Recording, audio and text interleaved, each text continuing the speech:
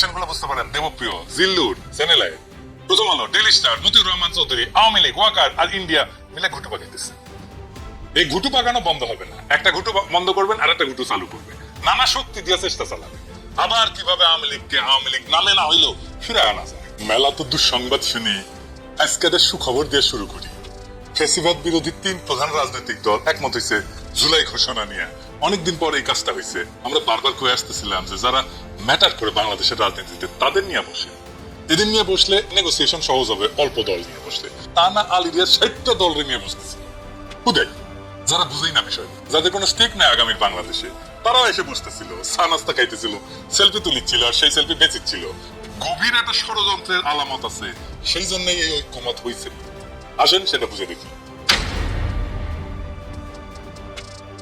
একটা কারণ, আসন্ন বিপদ তারা দেখতে পারতেছে, মানে বিএনপি। এই রাজনৈতিক শক্তিগুলা, মির্জা ফখরুলের বক্তব্য দেখেছেন কিনা জানি না, উনি বলছেন আবারও 111 এর ষড়যন্ত্র হইতেছে। শোনেন, কিন্তু আমি আশঙ্কা করি যে আমরা যদি ঐক্যবদ্ধ না থাকি, আমরা যদি সতর্ক না থাকি, তাহলে যদি 1-11 মতো ঘটনা ঘটা এখানে অস্বাভাবিক কিছু নয়। হঠাৎ উনি 111 এর কথা কেন বলতেছেন? ওনারা তো ওয়াকাররা নিয়ে শুকাইছিলেন, আমরা ওয়াকাররা কিছু কইলে ওনারাই চিল্লায় উঠতেন। কিছু একটা ঘটিছে যে এখন ওনারা 111 এর ভয় পাইতেছেন, তাই না? 2 দিন আগের কথা। বাংলাদেশে কি ঘটতেছে, ইন্ডিয়া কি করিচ্ছে, সেটা বোঝার জন্য কিছু কিছু মানুষের নড়াচড়া লক্ষ্য করবেন। আপনি মূলত ইন্ডিয়ার প্ল্যান বোঝার জন্য এদের নড়াচড়া গুলো দেখবেন। তার মধ্যে একজন হইতেছে দেবপ্রিয় ভট্টাচার্য, আরেক ভট্টাচার্য। উনি বলতেছেন 3 দিন আগে যে অন্তর্বর্তী সরকারের এক্সিট প্ল্যান নিয়ে ভাবা উচিত। এটা বইলে থামায় গেলে হইতো। উনি আরো বলতেছেন, দেখেন, যখন কোন আসসালামু আলাইকুম দর্শক, নতুন একটি খবরে আপনাদের সবাইকে স্বাগতম। আশা করছি আপনারা ভিডিওর শুরুটা দেখেই বুঝতে পেরেছেন আজকের নিউজটা ঠিক কতটা গুরুত্বপূর্ণ হতে চলেছে এবং ঠিক কোন দিকটাকে ইঙ্গিত করছে। তাই বলবো দর্শক, যারা ভিডিওটি দেখতে শুরু করেছেন তারা অবশ্যই নিউজটি না টেনে সম্পূর্ণ মনোযোগ সহকারে দেখবেন, তাহলে এই বিষয় সম্পর্কে আসল তথ্যগুলো জানতে বা বুঝতে পারবেন। তো প্রিয় দর্শক, আমি আর কথা বাড়াবো না। ভিডিওর শুরুতে আপনাদের যেই ভিডিওগুলোর অংশবিশেষ দেখিয়ে শুরু করেছিলাম, সেই ভিডিওগুলোর বিস্তারিত আলোচনা দেখব। তবে তার আগে অনুরোধ, যারা এখনো চ্যানেলটি সাবস্ক্রাইব করেননি সকলে চ্যানেলটি সাবস্ক্রাইব করে পাশে থাকা বেল আইকন বাজিয়ে দিন, আর যারা ইতিমধ্যে সাবস্ক্রাইব করে রেখেছেন তাদেরকে অসংখ্য ধন্যবাদ। প্রিয় দর্শক, চলুন একটি লাইক দিয়ে আমরা ধারাবাহিকভাবে সবগুলো ভিডিওর বিস্তারিত আলোচনা দেখে আসি। রাজনৈতিক শক্তি সুষ্ঠুভাবে ক্ষমতা হস্তান্তর করতে ব্যর্থ হয়, তখনই রাষ্ট্র ব্যবস্থায় চরম দুর্বলতা দেখা দেয়, তখনই জরুরি হস্তক্ষেপের প্রয়োজন দেখা দেয়, যা কখনো কখনো অবাঞ্ছিত পরিস্থিতির জন্ম দিতে পারে। জরুরি হস্তক্ষেপ। এবার বুঝতে পারেন মির্জা ফখরুলের আশঙ্কার কথাটা মিল খুঁজে পান। মির্জা ফখরুল কোথায় থেকে 111 এর কথা ভাবছেন? এই দেবপ্রিয় কিন্তু 111 ঘটাইছিল। প্রথম মিটিংটা হয় শফিক রেহমানের বাসায়। মতিউর রহমান, মাহফুজা নাম আর দেবপ্রিয়, এই 3 জনের আসার কথা ছিল। দেবপ্রিয় বাবু চালাক, তাই আসে নাই, বাকি 2 জন গেছিল শফিক রহমানের সাথে আলাপ করতে। শফিক রহমান আমাদের নিজেই বলছে এই ঘটনার কথা, তো উনি তো ঢাকাতেই আছেন, ওনার এই বিষয়ে সাক্ষাৎকার নিয়ে নিয়ে দেখেন উনি কি বলেন। 111 এর পরে দেবপ্রিয় জেনেভায় পোস্টিং হয়। 2009 সাল পর্যন্ত জাতিসংঘে জেনেভা এবং ভিয়েনায় যে বিশ্ব বাণিজ্য সংস্থা আছে এবং অন্যান্য আন্তর্জাতিক প্রতিষ্ঠান আছে, সেখানে বাংলাদেশের রাষ্ট্রদূত এবং স্থায়ী প্রতিনিধি হিসেবে দায়িত্ব পালন করে। নিজের সিভি মোটা করে নেয় আর কি। ওনার মা চিত্রা ভট্টাচার্য হাসিনার প্রথম টার্মে সংরক্ষিত মহিলা আসনের এমপি ছিলেন। উনি নিরন্তর ভাবে ইন্ডিয়াকে ট্রানজিট দেওয়ার ব্যাপারে ওকালতি করে গেছেন। পত্রিকায় তো আসছে, কিন্তু মাহমুদ ভাইয়ের কথা শুনেন। মাহমুদ ভাইয়ের কথা শুনেন।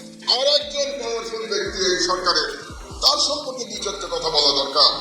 ডক্টর দেবপ্রিয় ভট্টাচার্য। ডক্টর দেবপ্রিয় ভট্টাচার্য এই সরকারের প্যারালাল ফাইন্যান্স মিনিস্টার।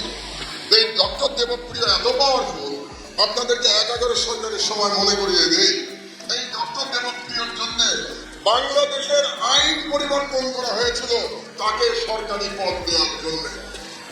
আপনারা ভুলে যান, ওই যে বলি না বাঙালি মুসলমান বড় তাড়াতাড়ি ভুলে যায়। এই doctor Debapriya was a beneficiary of 111 government. ভুলে গেছেন আপনারা সবাই? এই দেবপ্রিয় 2005 সাল থেকে পুরো 11 সরকারের সময় বাংলাদেশে ইন্ডিয়ান করিডোর দেওয়ার জন্য তিনি প্রতিদিন ক্যাম্পেইন করেছেন। বিদেশিদের টাকা নিয়ে প্রতিদিন সেমিনার করেছেন তিনি, যাতে বাংলাদেশে তথাকথিত করিডোর, তথাকথিত ট্রানজিট দেওয়া হয়। শুনেছেন, উনি তো ইকোনমিস্ট, তাই না? মানে দেবপ্রিয় বাবু রাশিয়ায় পড়েছেন। সেন্ট্রালাইজড ইকোনমি মানে কেন্দ্রীভূত ইকোনমি নিয়ে। আমাদের দেশে কিন্তু এটা না, বুঝেছেন? আমাদের দেশে ফ্রি মার্কেট। কারণ উনি ফ্রি মার্কেটে কাজ করছেন, এক্সপার্ট হয়ে গেছেন। কি মজা! আপনি হোমিওপ্যাথি পড়ে এলোপ্যাথিক চিকিৎসা করছেন, হ্যাঁ রোগী বাঁচবে না মরে। তো উনি তো বড় ইকোনমিস্ট তাই না? মানে বহুত জানেন, বহুত লেখাপড়া করেন তাই না? লেখাপড়া যারা করে, যারা জ্ঞান চর্চা করে, তাদের নাম গুগল স্কলারে খুঁজে পাওয়া যায়। আসেন গুগল স্কলারে খুঁজি ওনার নাম আছে কিনা। এডিটর সাহেব ওনার নাম দেখুন, সিপিটির ওয়েবসাইটে ওনার যে নাম আছে সেই নাম দিয়ে খুঁজেন। এডিটর সাহেব আছে না, ওনার যে নাম সিপিটির ওয়েবসাইটে আছে সেটা দিয়ে তো সার্চ দিলাম তাই না? ওনার পাবলিকেশনের একটা লিস্ট আছে সিপিটির সাইটে, কার কার সাথে বই এডিট করেছেন দেখেন, এডিটর সাহেব দেখেন কার কার সাথে বই লিখেছেন, বইয়ের চ্যাপ্টার লিখেছেন, কিন্তু অরিজিনাল রিসার্চ এইগুলা যে নিচে দেখেন, দেখেছেন? দেখেন টাইটেল গুলো একটু দেখেন। এগুলো কোনো কাজ দেবো প্রিয় বাবু, সিরিয়াস কাজ, পাঠে দেওয়ার মতো। এটা ইকোনমিক্স এর কাজ। ইকোনমিক থিওরি তো আপনার অরিজিনাল কন্ট্রিবিউশন কি, ব্রেক থ্রু থিঙ্কিং কি, নাই তো, কিছুই নাই। এই রাজনৈতিক ভাষ্য দিয়ে নিজের ওজন বাড়িতে হয় কেন ভাইজান? একবার তো 111 কইরা দেশের মজা লেগেছে না, আর একবার চান্স চান, এগুলো থামান। একাডেমিক কাজ করেন, ইন্ডিয়ার ওয়াকারের সাথে ঘুটু কইরা এবার পার পাবেন না, কয়ে দিলাম আগে, সাবধান করে দিলাম। কয়েকদিন আগে উনি কইছেন যে অন্তর্বর্তীকালীন সরকারের ভিতরে আর একটা সরকার আছে, সরকারের ভিতরে আর একটা সরকার। শুনেন, আমরা সরকার বলতে যাদের দেখি আনুষ্ঠানিক ভাবে, আসলে তার ভিতরে আরেকটা সরকার আছে, এবং সরকারের ভিতরে যে সরকার আছে এটা এখন আর কোনো গোপন বিষয় নয়, এটা সকলের কাছে প্রকাশ্য। উনি নিজে কাজ করেছে এই সরকারের সাথে, প্রফেসর ইউনূসের সরকারের সাথে। প্রফেসর ইউনূসের সরকার তো এদের ছাড়া চলে না, আবার কমপ্লেন করে সরকারের ভিতরে সরকার আছে। কাদের উল্লেখ করতে চাই সেটা আপনারা বুঝেন। হ্যাঁ, তো যাই হোক, আবার ওই এলাকাটা ওয়াগারের পথ বালক শেয়ার দিয়া বলে একদিনে, বুঝেছেন? কানেকশন গুলো বুঝতে পারেন। দেবপ্রিয়, জিল্লুর, চ্যানেলাইট, প্রথম আলো, ডেইলি স্টার, মতিউর রহমান চৌধুরী, আওয়ামী লীগ, ওয়াকার আর ইন্ডিয়া মিলে ঘুটু পাকাইতেছে। এই ঘুটু পাকানো বন্ধ হবে না, একটা ঘুটু বন্ধ করবেন আর একটা ঘুটু চালু করবে, নানা শক্তি দিয়ে চেষ্টা চালাবে। আবার কিভাবে আওয়ামী লীগকে আওয়ামী লীগ নামে না হইলেও ফিরে আনা যায়, এই সার্কাস চলতেছিল। যাই হোক, বিষয়টা নিয়ে সালাউদ্দিন সাহেব একটা চমৎকার বক্তব্য দিচ্ছে, খুবই গোছানো বক্তব্য, আমার খুবই পছন্দ হয়েছে। আসেন আমরা আগে সেটা শুনে আসি। শুনেন। আমরা জাতীয় ঐক্য চাই সর্বক্ষেত্রে, আমরা সবাই ফেসিবাদ বিরোধী জাতীয় ঐক্যকে তুলে ধরতে চাই, সমুন্নত রাখতে চাই, এটাই আমাদের শক্তি। আমরা তর্ক করব, বিতর্ক করব, বহুমত পোষণ করবো, ভিন্নমত পোষণ করবো, আবার এখানে এসে জাতীয় স্বার্থ, এটাই হচ্ছে জনগণের সার্বভৌম এখতিয়ার। আমরা গণ অভ্যুত্থান করেছি, ফেসিবাদের বিদায় হয়েছে, এটা কি আইনি ভিত্তি ছিল? এটাকে বলা হয় legitimate expectation of the people. সেই লেজিটিমেট এক্সপেকটেশন কি আইনি বৈধতা আমরা দিচ্ছি না? আমরা জুলাই ঘোষণাপত্র কি স্বীকার করিনি? আমরা এই জুলাই ঘোষণাপত্রকে ঘোষণাপত্রের মধ্য দিয়ে সংবিধানের ৪র্থ তফসিল অন্তর্ভুক্ত করব, সেটা অঙ্গীকার করিনি? মৌখিক করেছি, ভাষ্য দিয়েছি, ভাষণ দিয়েছি, লিখিত ভাবে দেবো আমরা। জুলাই ঘোষণাপত্রের কি কোনো আইনি ভিত্তি আছে, কনস্টিটিউশনালিটি আছে? তার ঊর্ধ্বে এটা, যেহেতু জনগণের অভিপ্রায়, সবাই মিলে আমরা প্রতিজ্ঞা করছি এই জুলাই ঘোষণাপত্র, দেশের যখন অভ্যুত্থান হয়েছে, এই ঘোষণাপত্রের সাংবিধানিক এবং রাষ্ট্রীয় স্বীকৃতি আমরা দেবো। কোথায় দেবো বলেছি? ৪র্থ তফসিলে সেটা আমরা উন্নীত করব, যেহেতু এটার একটা লিগ্যালিটি থাকতে হবে। দেখেছেন, একদম স্টেটসম্যানের মতো বক্তব্য দিতেছেন। কেউ কেউ বলে যে আপা ফিরবে না, যেমন তাসনিম খুলি। আসেন সেটা নিয়ে একটু আলাদা। আপা কি সত্যি সত্যি গেছেন না আবার আসছেন? আপার আসবে না, আমার ধারণা আর কি। হ্যাঁ, এই তাসনিম খুলিটা নিয়ে আমরা পুরো এপিসোড বানামো, হয়তো এটা পরে দিমো আর কি। ওরে বাড়ি দিলে না কিছুদিন লাইনে থাকে, তারপরে আবার কুত্তার লেজের মতো আগের অবস্থা ফিরে আসে। তাই ঠিক করিস ওকে রেগুলার ইন্টারভেলে বাড়ি দেবো আর কি, এটা অব্যাহত থাকবে। যে তত্ত্ব আনিছে অভ্যুত্থানের মাধ্যমে কোনো সরকারের পতন হইলে তার ফিরে আসার সম্ভাবনা নাই, বহুত বুঝে আর কি। হ্যাঁ, মানে একটু স্টাইল কইরা ফ্যাশন কইরা ফটো মাঝে মাঝে দুটো ইংরেজি শব্দ ঢুকে দিয়ে কয়, তো ইংরেজি যেহেতু কয় ঠিকই কয় তাই না? হ্যাঁ, কেউ তারা চ্যালেঞ্জ করে নাই। আরে ফার্দিনান্ড মার্কোস জুনিয়র, স্বৈরশাসক মার্কোস সিনিয়রের ছেলে, 2022 সালে প্রেসিডেন্ট নির্বাচিত হয়েছে না? গণ অভ্যুত্থানে পতিত হয়েছিল না মার্কোস? তার সন্তান 36 বছর পরে ডেমোক্রেটিক্যালি ফিরে এসেছে। এশিয়ার কথা, এশিয়ার এক্সাম্পল আসে তত্ত্ব কপসায়, সাংবাদিক তো ফ্যাক্ট চেক করলে তো বের হইতো এই কথাটা ভুল, ভুইমে কইয়া দেয়। ওই নিজে ফিরে আনবে, দেখেন হাসিনা কই নিজে ফিরে আনবে। রাজনীতি নিয়ে যা বলে ওই তার 99% ভুল, জানেই না, বুঝেই না আসলে পলিটিক্সটা, কিন্তু পলিটিক্স করবে। রাজনীতিতে একটা বিশাল ফিগার হয়ে থাকবে। হ্যাঁ, মাহবুজা নাম ও 111 করিছে, ওরা একটা করা লাগবে আর কি। 2018 সালে ওর সাথে ঘনিষ্ঠভাবে কাজ করেছিলাম ঐক্যফ্রন্টের নির্বাচনের টাইমে। আমি তখন আন্ডারগ্রাউন্ডে ঐক্যফ্রন্টের পেজটা গুলো আমি চালাইতাম, সোশ্যাল মিডিয়া কন্টেন্ট আমি বানাইতাম, গান বানাইছিলাম। এই যে খলিল ভাই আছেন নিরাপত্তা উপদেষ্টা, উনি গান লিখে দিছিলেন, নিজে গায়া সুর করে দিছিলেন, সেটা রেকর্ড করেছি ঢাকায়। কেউ কাজ করতে রাজি হয় না। মুজিবুর রহমান মঞ্জু এক সেলেক্ট জোগাড় করে দিল, রেকর্ডের জন্য স্টুডিও ভাড়া করে পুলিশ রেড দেয়, বিদিকিচ্ছিরি অবস্থা। যত ভিজুয়াল ডিজাইন ওইটা করে দিত রিফাত হাসান বিনা পারিশ্রমিকে, সব বলে যাওয়া দরকার। যাই হোক, সেই টাইমে সে আমারে কয় আমেরিকানরা আমাকে কনভিন্স করেছে আমি যেন ঐক্য জোটকে সাপোর্ট করি। হ্যাঁ, তার মানে একটা ব্যক্তি এত গুরুত্বপূর্ণ যে আমেরিকা উনারে কনভিন্স করতে হয়। হ্যাঁ, মানে নিজেরা যে কি ভাবে, কি যে ভাবে এরা।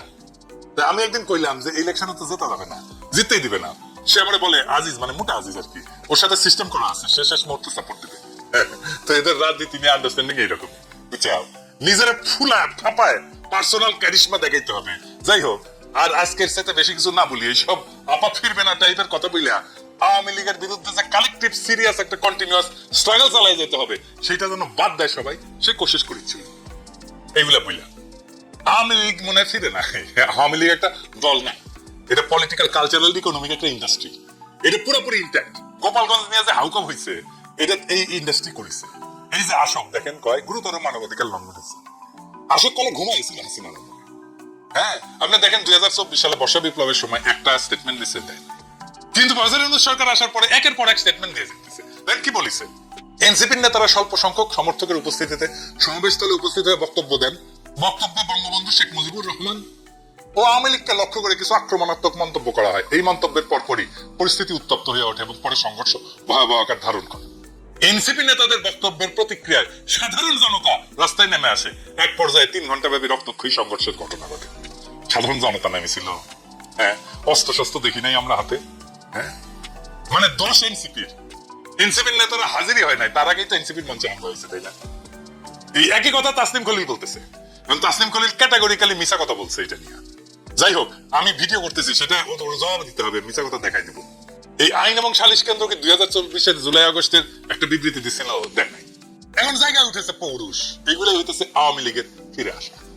এই আওয়ামী লীগের ফিরে আসার পার্ট তাসনিম খলিল নিজেই আওয়ামী লীগ একটা, ও নিজের ছাত্রলীগ করতো তো, জানেন না? তাসনিম খলিল বলছে যে অনেক লোক এটা আওয়ামী লীগকে ঠেকাই দেবে, মানে বাঙ্গুল্যান্ডের সুশীল এলিট ঠেকাবে, ঠেকাইছিল।